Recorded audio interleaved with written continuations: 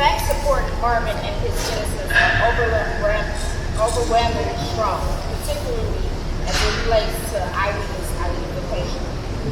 We're going to have Nico speak on exactly what's going on here as far as our engagement with Hennepin County Attorney's Office and Minneapolis Police in finding facts that will show that Marvin Haynes is innocent. Thanks, Marvin. So my name is Nico. I am Marvin Haynes' attorney in relation to a Innocence American Data Practices Act lawsuit that was filed on Friday of last week.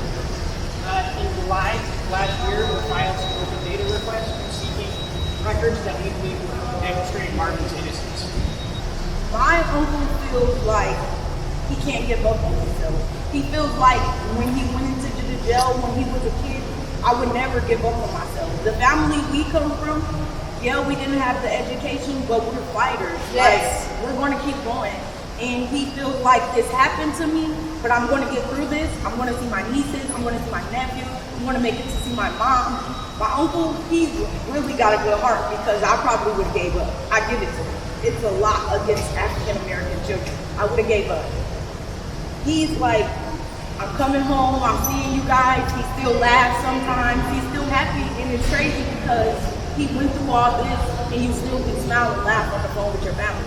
He calls and says, let me talk to the babies. None of the babies really can talk, but he's like, I'm going to see you guys, talking to them, they're laughing. He's like this happy person, and he got so much hope in himself that I feel like he's just like, this is just something that happened in my life, but I would never let this rule take over everything that I fought for. I always believed in my uncle. I just couldn't understand exactly what was I fighting for. Like, what was this fight for? I was only a little girl. All I knew was that my uncle was in jail for something he never done.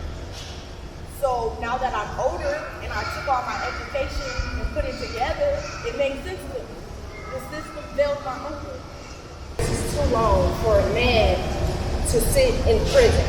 As Marvin stated on WCCO, he's in prison with people who have committed true acts of crime. They took him at the age of 16. So we need the support of the community to stand in solidarity and have a smooth process. Our family is dealing with a lot of trauma and has been dealing with it. When things like this happen, it hurts the family, the community, and everyone involved.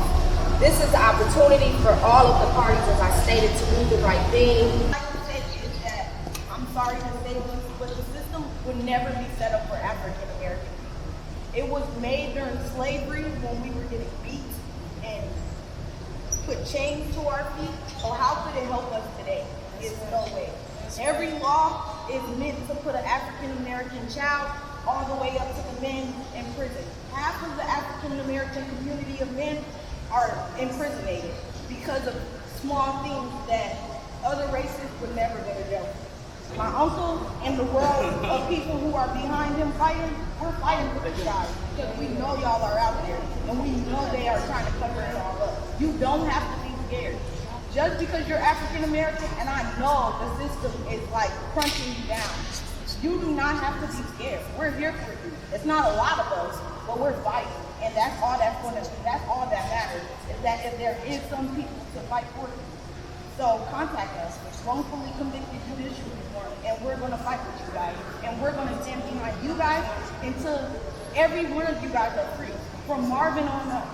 Or even if you're 90 years old and you don't believe you have the faith to get freedom from something you did 80 years ago, you're gonna get out and you're gonna come home.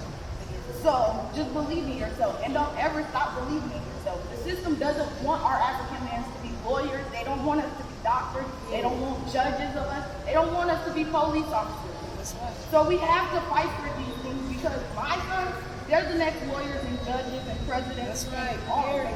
So we're going to be running these things, and all these laws are going to come to an end and to a change for all of us. It's going to be set for the whole world, not just for one race.